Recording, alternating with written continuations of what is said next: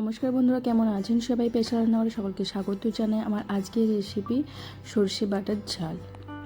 তো আমি কিভাবে বাটা মাছের ঝাল বানাচ্ছি আজকে সেই ভিডিও শেয়ার করছি। ভালো লাগলে অবশ্যই কমেন্ট করে জানাবেন আর একটা লাইক করে দেবেন। চলুন দেখে নিয়ে যাক আজকের রেসিপিটি।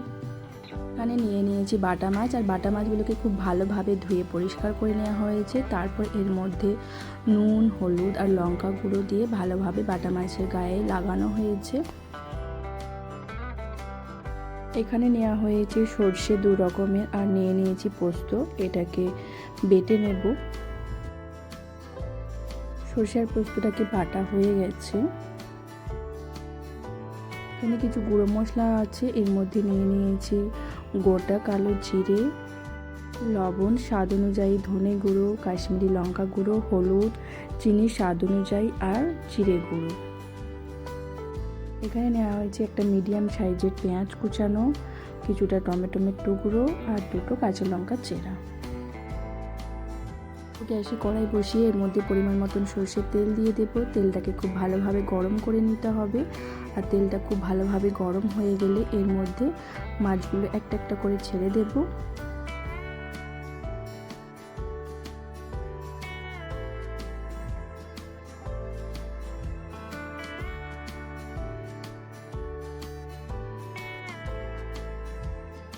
মাছগুলো একটা সাইড ভাজা হয়ে গেছে, উল্টে আরেক সাইড ভেজে নেবে। এভাবে মাছগুলোকে ভেজে নিতে হবে।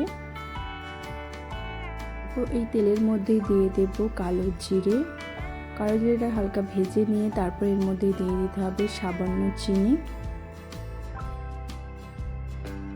এর মধ্যে দিয়ে দেব 2টো কাঁচা লঙ্কা, দিয়ে হালকা একটু নেড়ে চেড়ে নেব। তারপর দিয়ে দিচ্ছি কুচানো পেঁয়াজ। কুচানো পেঁয়াজটাকে দিয়ে হালকা করে ভেজে নিতে হবে।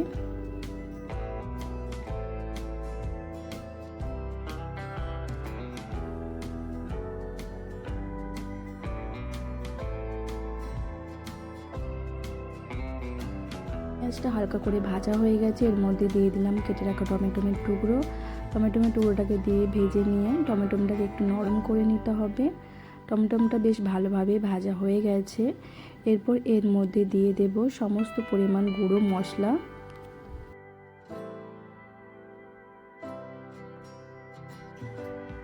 গুঁড়ো মশলাগুলোকে দিয়ে হালকা একটু নেড়ে চেড়ে নেব। তারপর এর মধ্যে অল্প জল দিয়ে ভালোভাবে মশলাটাকে কষিয়ে নেব।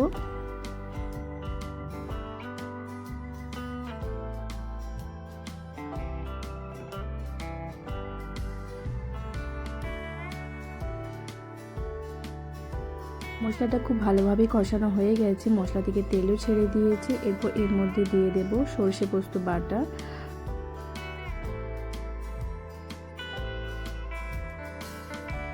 ভালোভাবে মশলার সাথে মিশিয়ে নিয়ে আবারও অল্প একটু জল দিয়ে মশলাটাকে কষিয়ে নিতে হবে।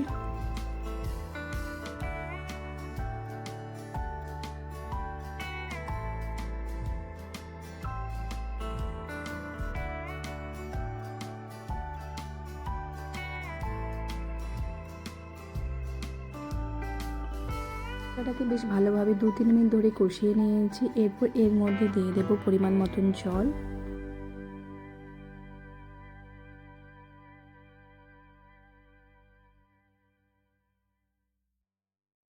জলটাকে দিয়ে ভালোভাবে মশলার সাথে মিশিয়ে নিচ্ছে। এরপর গ্রেভি ফুটে আসলে মাছগুলো এর মধ্যে দিয়ে দেব।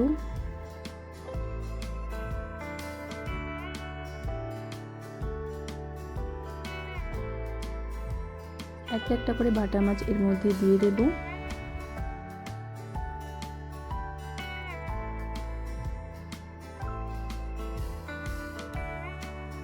সব মাছগুলো দিয়ে হালকা একটু ফুটিয়ে নেব 3-4 মিনিট ধরে। সর্ষে বাটার ঝাল একদম রেডি হয়ে গেছে। নামানোর আগে ধনেপাতা কুচানো দিয়ে দেব। আপনারাও একবার বাড়িতে এভাবে বানিয়ে দেখবেন, খেতে দুর্দান্ত স্বাদের হয়। আর ভালো লাগলে অবশ্যই একটা লাইক এবং কমেন্ট করে জানাবেন। আর এরকম দুর্দান্ত স্বাদের রেসিপি পেতে অবশ্যই চ্যানেলটিকে সাবস্ক্রাইব করে দেবেন। ভালো থাকবেন, ধন্যবাদ।